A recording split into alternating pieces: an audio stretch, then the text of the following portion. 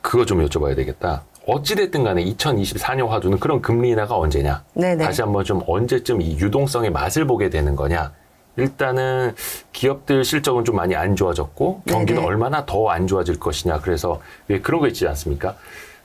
경기의 그 사계절, 무라카미 군요가 이야기했던 뭐 계절 네네. 분포도 사분면, 최근 자료에도 그걸 쓰셨더라고요. 아, 네, 좀 맞습니다. 설명을 좀 해주시면 좋을 것 같은데. 화면에 띄우신 게 네, 금융시장의 사계절. 뭐 사실 이거 굉장히 간단한 모델인데 그 보기는 중요하죠. 어려워 보이지만, 예. 네.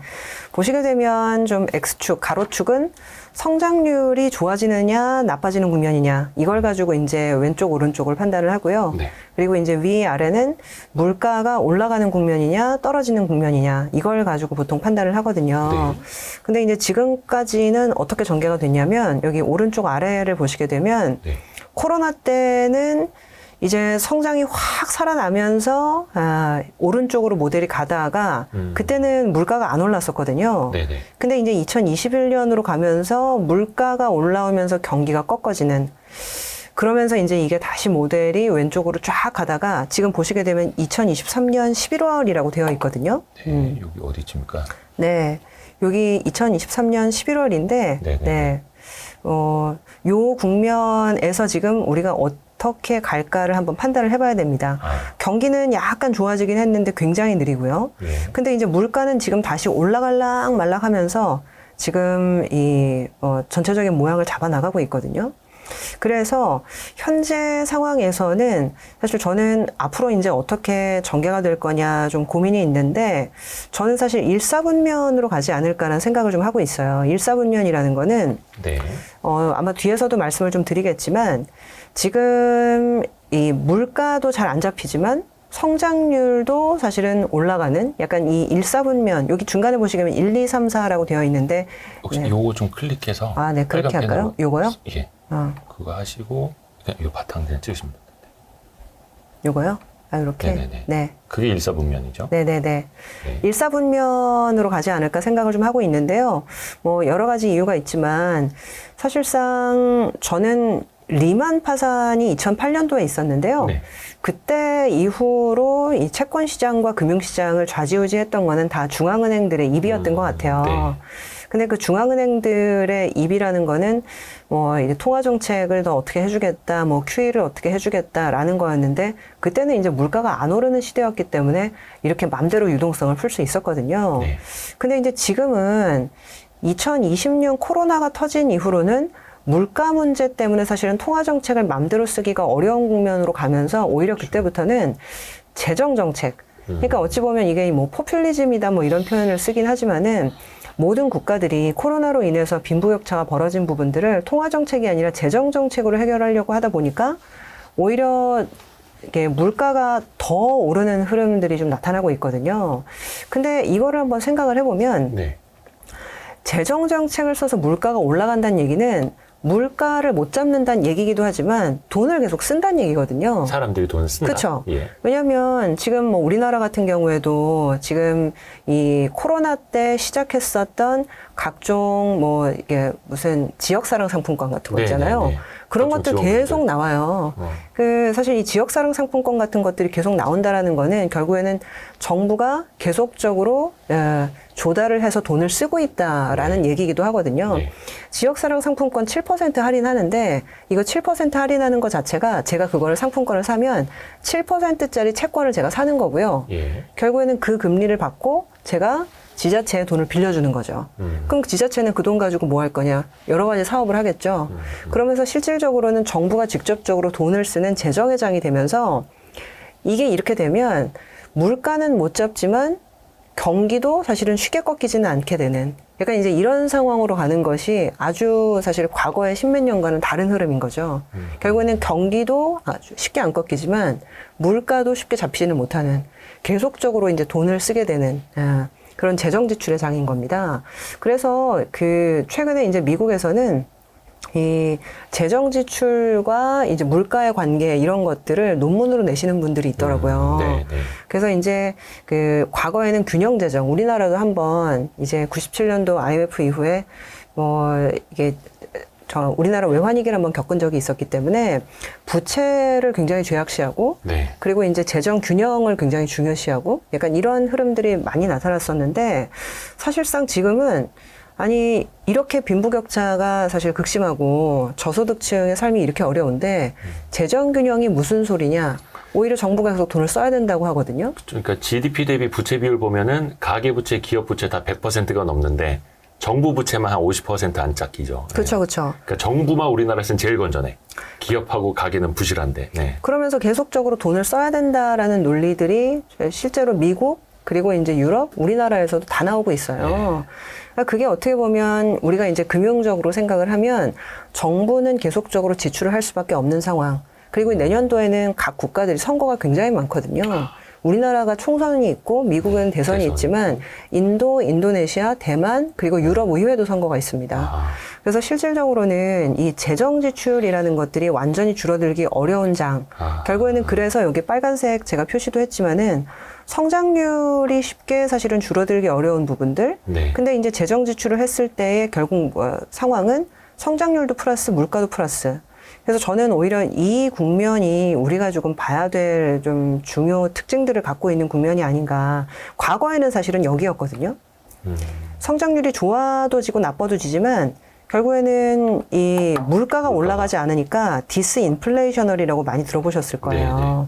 그래서 이제 물가가 계속 내려가는 그리고 물가가 잘 올라가지 않는 그러다 보니까 실질적으로는 이제 뭐 성장형 시장, 뭐 IPO 내지는 뭐 스타트업 이런 것들이 굉장히 좀 좋아졌었는데 이제는 약간 좀 달라지는 거죠. 그래서 뒤에 말씀드릴 부분이 이제 재고나 이런 것들을 좀 강조를 드릴 건데 어쨌거나 과거와는 좀 많이 달라진 국면이다라고 생각을 하고 있습니다. 그래서 물가는 여전히 계속 높을 것이고 네. 성장률이 나오더라도 재정 투입을 하면서 성장률을 좀 만들어내긴 하겠지만 물가가 낮아지지는 않는. 그래서 또 그 최근에 쓰신 리포트도 재정 지출과 포퓰리즘 또 이렇게 제목을 잡으신 거고요. 네네네. 그러면은 어찌됐든 간에 물가에 대한 부담은 또 불신은 계속 있으니까 공격적으로 금리 인하는 또 쉽지 않을 거다. 또 이렇게 귀결이 되는 거네요. 그렇죠. 다 맞물려 있으니까. 네네네. 근데 그 최근에 코인도 엄청나게 가격이 오르고 있지 그렇죠, 않습니까? 그렇죠. 뭐 비트코인이 네네. 우리나라 돈 6천만 원 넘었다고 하고 막 자고 일어나면 오른다고 하고 요즘에 그 가상자산 시장뿐만 아니라 STO 관련주도 막 폭등하는 거 보면은 네네네. 이거 뭐지? 막 이른바 적자 내던 성장주까지도 급등을 하고 그러면 이게 지금 다시 저금리 시절을 상상하면서 자산 가격이 오르는 것 아닐까라는 생각도 하는데요. 이게 또 미리미리 땡겨서 선반영이 또 되고 있는 거잖아요. 사실 근데 좀 독특한 거는요. 최근 이제 금도 많이 올랐고, 그쵸. 그리고 이제 비트코인도 많이 올랐는데, 이게 11월 달에 내년도 이제 금리 인하 할 거라고 하면서 이런 자산들이 오르고 있다라고 해석을 할 수도 있거든요. 그러니까 근데 약간 다른 거는 다 오른 막 이런. 네. 네. 근데 약간 다른 거는 최근 들어서 12월 들어서는 다시 달러가 살짝 강세를 보이고 있어요. 그쵸, 예. 네. 그리고 이제 오늘 지금 원달러 환율은 1,326원 많이 정도까지 올랐네. 올랐는데 지금 달러가 강세로 가고 있는데도 오히려 지금 금과 비트코인이 더 강세로 가고 있는 상황이거든요.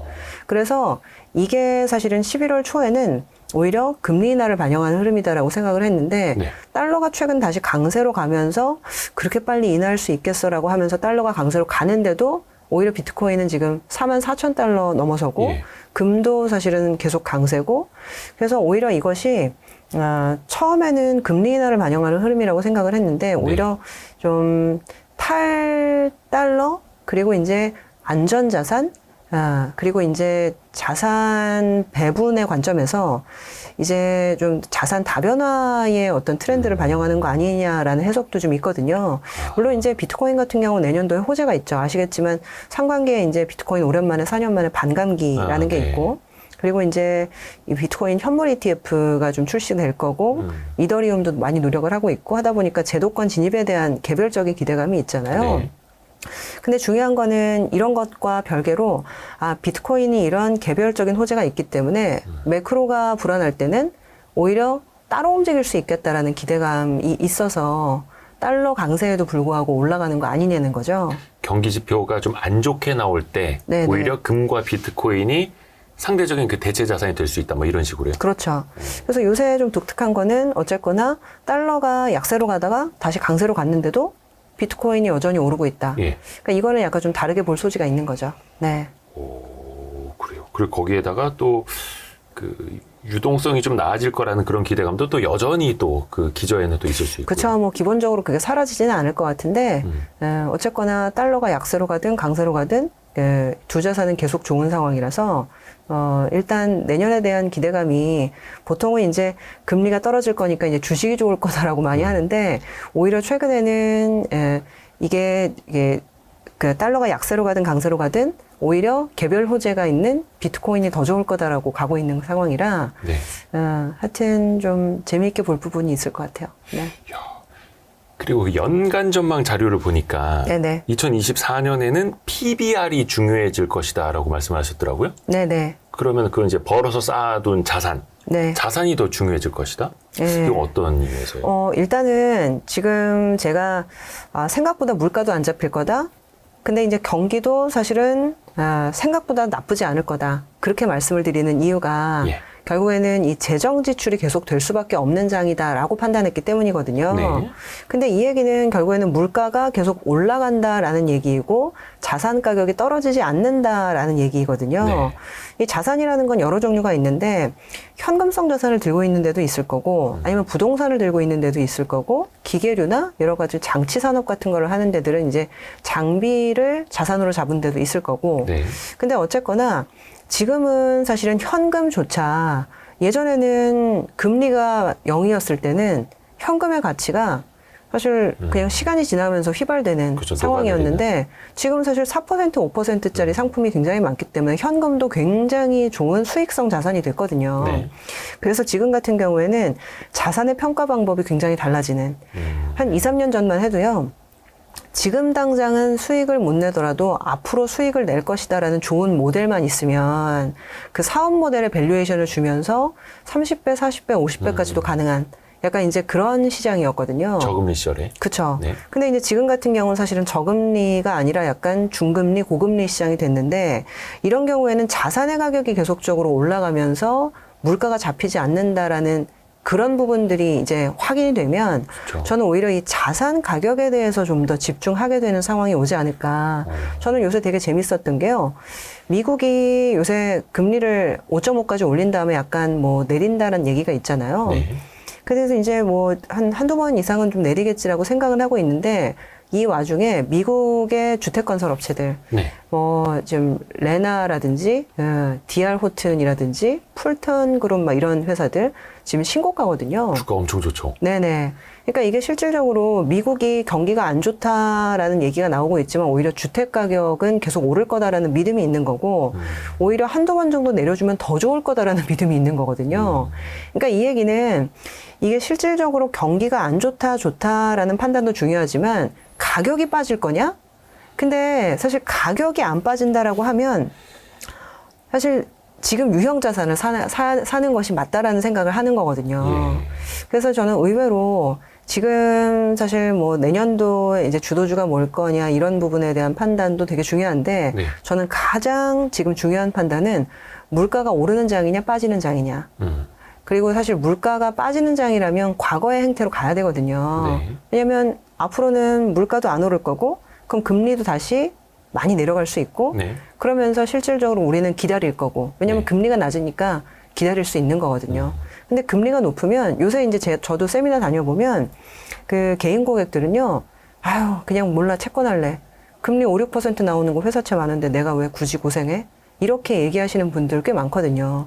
금리가 이렇게 높으니까 굳이 불확실한 사업 모델에 내가 돈을 태우고 기다릴 필요가 없다라고 생각하는 거예요. 약간 이제는 고금리 시절에 적응이 되신 분들이네요. 그러면. 그렇죠, 그렇죠. 적응적 기대 이렇게. 네. 그래서 어찌 보면 그러면서 이제 자산군에 대한 판단 자체가 달라지는 거고 그래서 저는 어찌 보면 이게 이제 인플레장이다라는 거를 계속 말씀을 좀 드리고 있는데 네. 만약에라도 결국 내년도에 다시 재정 지출을 하고 그리고 금리를 인하한다는 얘기는 결국 물가를 못 잡겠다라는 얘기이기도 하거든요. 다시 이제 고삐를 좀 놓을 수 있는. 그러니까요. 네. 결과적으로는 물가를 저는 못 잡는다고 보고 있어요.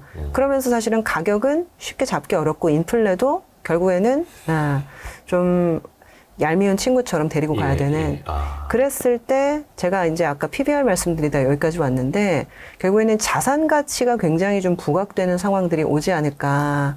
왜냐하면 결국에는 물가가 올라가는 장이라는 걸 인정하는 과정이라는 거죠.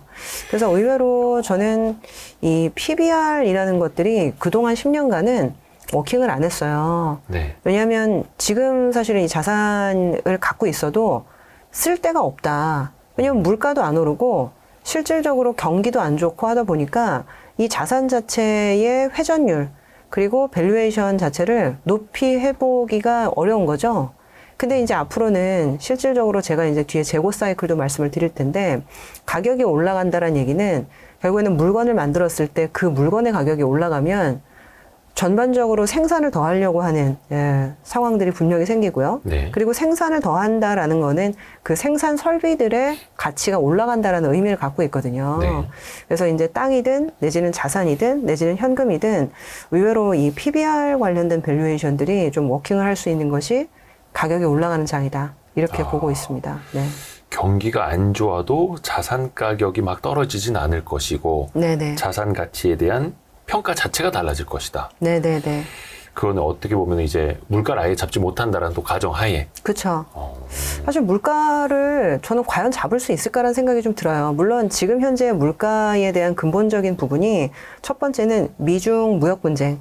결국에는 이제 중국이 계속적으로 싼 물건들을 생산하면서 이것이 이제 글로벌 물가 안정에 기여를 많이 했다가 그렇죠. 이젠 미중 공급망이 다 망가졌잖아요. 네. 서로 이제 교역도 잘 안 하고 물론 여전히 하긴 하지만 관세라는 허들이 생겼고 그렇죠.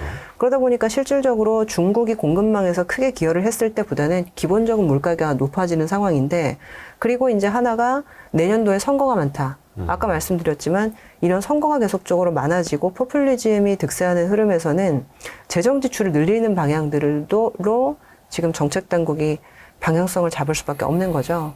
그래서 오히려 물가는 쉽게 잡기가 어렵고 그리고 오히려 이런 것들을 활용할 수도 있어요. 생각보다 부채가 휘발되려면 사실 부채라는 게 문제가 될 때는 구조조정을 세게 하는 경우도 있고요. 근데 이제 부채에 대한 구조조정은 너무 고통스럽거든요. 네. 왜냐면 그 가운데서 실업도 많이 야기가 되고 그리고 경제가 경착륙을 하기도 하고 근데 일반적으로 부채가 휘발되는 가장 좋은 방법은 자산 가격이 올라가서 그렇죠. 그렇죠. 사실 부채는 혼자 존재하지 않거든요. 네. 항상 자산과 반대 사이되는 부채에 반대 사이된 자산이 있고 네. 그러면서 자산의 가격이 부채보다 떨어지게 되면 그때는 부채가 문제가 되지만 그쵸, 그쵸. 부채가 있고 자산의 가격이 올라가면 예전에는 분명히 문제가 됐었는데 더 이상 갑자기 문제가 안 되는 상황들이 오게 되거든요. 그래서 오히려 이 인플레이션을 사실 다들 싫어하시고 네. 인플레이션은 나쁜 것이다라고 생각을 하는데 인플레이션이 오히려 부채 문제를 해결하는 데 도움을 줄 수 있다라는 생각을 정책 당국자들이 할 수 있거든요. 그래서 인플레이션을 무리하게 잡으려고 하지 않고 오히려 지금 경기가 인플레이션 상황에서 둥둥 떠다니는 거죠. 네. 결국 이제 물가는 내년도 금리 한두 번 더 내리게 되면 결국에는 저는 못 잡는 시나리오로 간다. 그래서 내년도 하반기는 경기 물가도 올라가겠지만 그런 상황에서 시장의 스타일을 판단하는 게 되게 중요한데 네. 결국에는 저는 재고 사이클을 보자 그렇게 말씀을 드리고 있어요.